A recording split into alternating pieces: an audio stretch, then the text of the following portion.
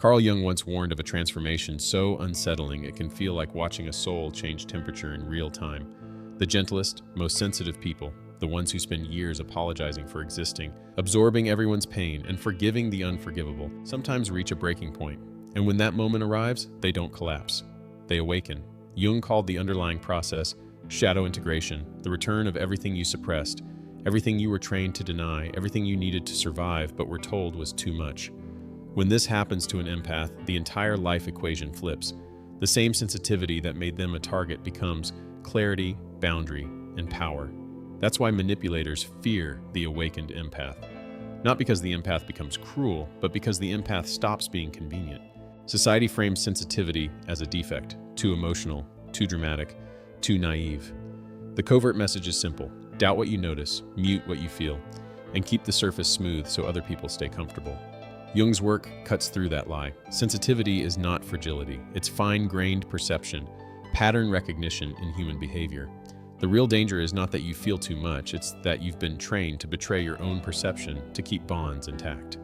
That works until betrayal rips the mask off. When betrayal hits, empathy stops over-functioning.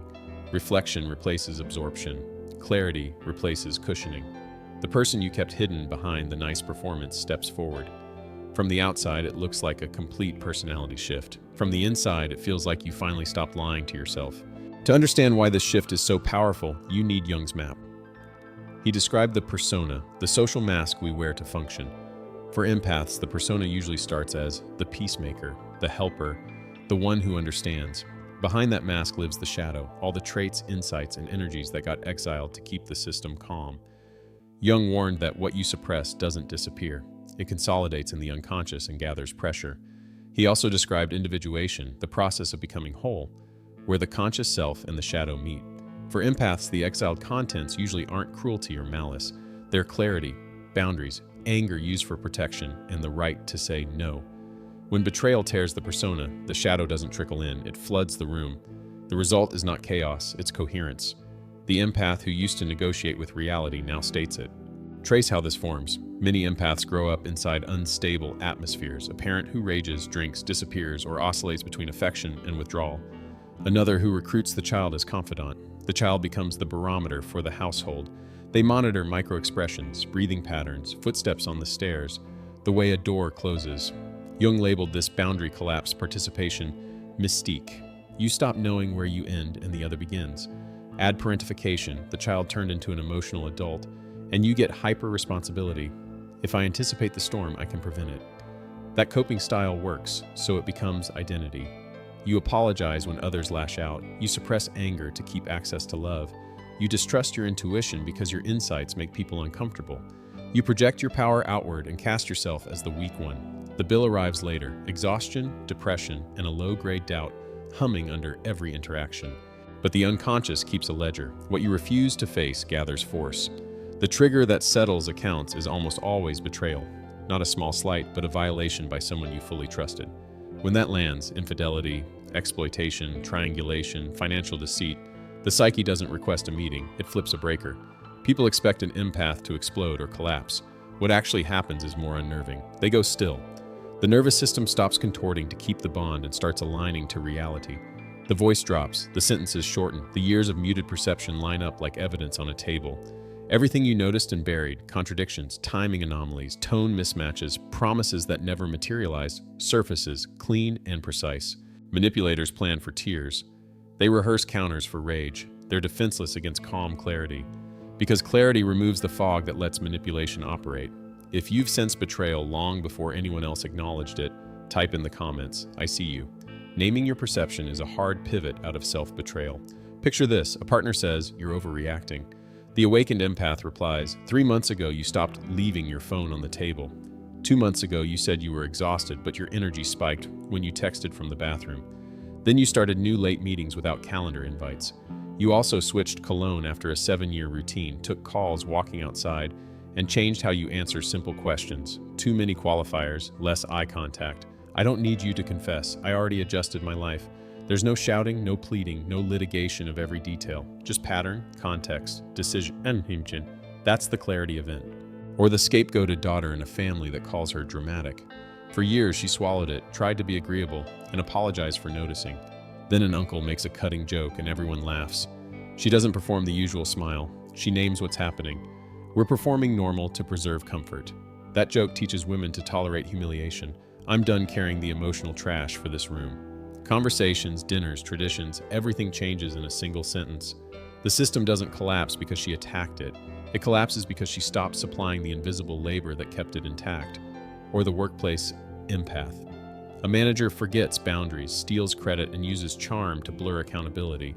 The awakened empath doesn't threaten, gossip, or explode. They document dates, deliverables, decisions. In the next review, they state outcomes, show artifacts, and ask targeted questions. Can we capture decision makers and deadlines on the record? Suddenly, the manager's favorite levers, ambiguity and speed, don't work. The team feels a shift without knowing exactly why. That's the mirror effect. You reflect reality so clearly other people can't pretend not to see it.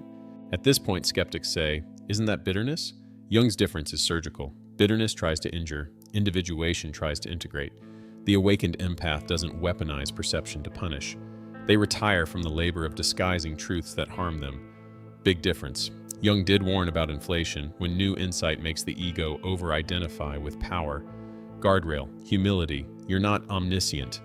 You're accurate enough to stop betraying yourself. Real integration stabilizes behavior. You get boring in the best way. Consistent, boundaried, slow to react, quick to decide. How do you live this without drowning in everyone's feelings? 3 moves. First, build a reality log. Don't argue about your perception, record it. Each day, capture 3 observations that tripped your intuition, a mismatch between words and affect, a sudden resource shift, a small tell under stress. 2 weeks later, revisit. Verified? Flag it? Wrong? Note why. After 30 days, you'll trust your inner instrument because it has a track record. Gaslighting starves when you have data. Second, practice selective empathy. Empathy is a resource, not a religion. Stop offering full-service emotional care to people who pay in promises. Audit your relationships with 2 questions. Do I leave interactions more regulated or less? And is the cost I pay invisible to them? If it's always invisible, reduce access. You're not unkind. You're allocating finite bandwidth to places where it compounds. Third, reframe betrayal. The old story. Betrayal proves I was foolish. The accurate story. Betrayal is a violent diagnostic. It reveals what your persona concealed. Jung's point. Crises crack the mask so the shadow can integrate. You didn't fail because you trusted. You suffered because you trusted and abandoned your perception. The fix isn't cynicism. It's fidelity to your own sight. Let's talk microscripts, because theory without phrases falls apart in the room. When someone dismisses your perception, I don't need agreement to act. I have enough information. When someone demands emotional access you used to give, I can't offer that anymore, but I wish you well. When someone tries to pull you into old roles, that version of me is retired. When a manipulator frames your boundary as cruelty, kindness without honesty is complicity. I'm choosing both. These are clean exits, not debates, not essays, not invitations to escalate. If you've ever stopped cushioning dysfunction and watched the atmosphere change, share this video. Someone who doubts themselves needs a model for acting without apology. Here's a hard truth Jung would underline. Integration triggers system reactions. Families don't lose their scapegoat peacefully. Friend groups restructure when the therapist friend stops running free sessions. Workplaces become loud when ambiguity dies. Expect backlash cycles. Guilt appeal, nostalgia, rage, smear, negotiation, and then silence. Don't misread the noise as evidence you're wrong. Systems scream when you remove the part that made the machine run without maintenance. There are pitfalls. Overcorrection, swinging from overgiving to total withdrawal. Correction, titrate. Reduce access 20% and measure outcomes. Isolation loop, mistaking boundaries for refusal of intimacy. Correction, nurture 2 high reciprocity bonds on purpose. Projection rebound, assuming your new clarity makes your read infallible. Correction, ask for 1 disconfirming data point before deciding. These checks prevent inflation and keep your power ethical. A word on introverted intuition, the function Jung associated with seeing patterns before others. If this is your native channel, 2 things matter. Stay tethered to the concrete, write what you see, not what you theorize, and validate with time. Your read should improve with days, not degrade. Pattern sight without patience becomes paranoia. Pattern sight with patience becomes precision. You'll also need a quiet exit plan. Not every truth deserves an announcement. Sometimes the strongest move is a silent pivot. Move your money, move your attention, move your schedule, move your chair. Don't perform departures for applause, perform them for outcomes. People who needed your confusion to control you cannot metabolize your clarity. You don't owe them a TED Talk. Let's widen the lens. When an empath integrates shadow, the effect isn't just personal, it's systemic. Jung's idea of the collective unconscious helps explain why. Groups regulate themselves with invisible rules, what can be named, who absorbs whose pain, which lies everybody pretends to believe. The awakened empath breaks those rules by existing honestly. Families reorganize because the shock absorber is gone. Work teams reassign power because ambiguity loses its host. Friendships get quieter because gossip can't find oxygen. You didn't become a tyrant. You stopped being a sponge. This shift scares manipulators because their predator math requires three variables: confusion, speed, and isolation. Your integration removes all three. You slow the interaction down, reduce ambiguity, and refuse private channels where games thrive. Predators sense the change pre-verbally, the same way you always sense danger pre-verbally. They avoid you not because you threaten violence, but because their tactics no longer compute. Let's get practical about recovery windows, because clarity events burn energy.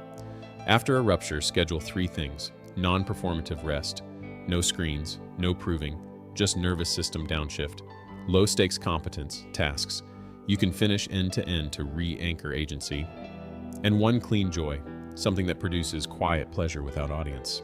This triad prevents you from filling the vacuum with a new rescuer role or a new hypervigilance pattern. What about forgiveness? Real forgiveness follows real boundaries. Anything else is choreography. If someone says, "If you really forgave me, you'd act like nothing happened," translate that as, "Please re-enter the role that benefits me." You can release resentment and still restrict access. Jung would call that wholeness, love that includes self-protection. You might worry you'll become cold. The opposite tends to happen. Once your perception and boundaries align, affection becomes cleaner. You can be generous without fear of being harvested. You can say, "I'll help," and mean it, because you're not required to set yourself on fire to keep others warm. The people who are safe will feel safer around you. The people who relied on your self-betrayal will call you selfish. Learn to let those words pass through you like wind through a doorway that no longer slams. If you've lived that shift, people treating you differently before you said a word, subscribe. That silent change is the signature of integration. 3 more tools for advanced practice. The 30-day no rescue protocol. For 1 month, do not pre-solve other adults' repeated problems. Offer one reflective question instead of a solution. Watch who stays angry versus who grows. The triangulation interruption. When someone tries to recruit you to manage a third person, require directness. Loop them in or I'm out. The signal to noise test. Before responding to any provocation, ask, "If I respond, will the ratio of truth to drama improve?" If not, silence is strategy, not surrender. And now the ethical piece. With clarity comes leverage. You can often predict outcomes, shape rooms, and choose words that pierce defenses. Use that capacity sparingly.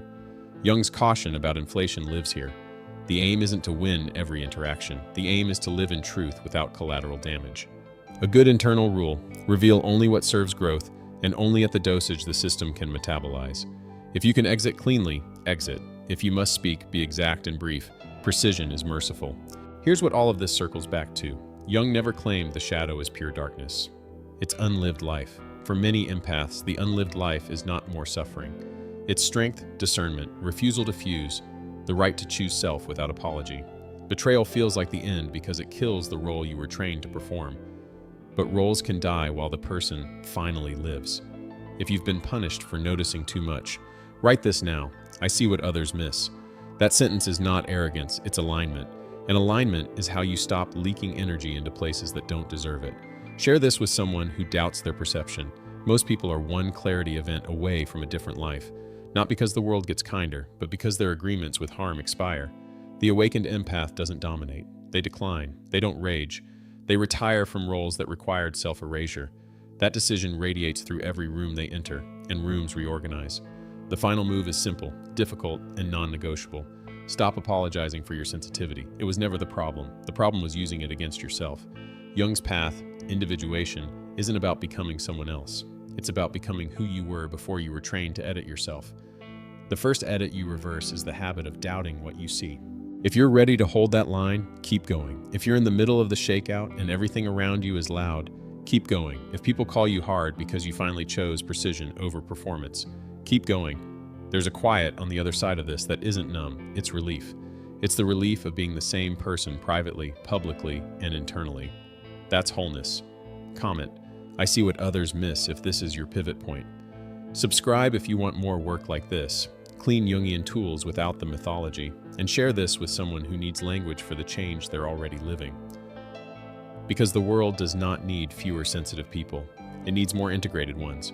People who feel everything without being destroyed and see everything without being deceived. When sensitivity and shadow stand next to each other, the performance ends, reality begins. And when reality begins, manipulators become irrelevant.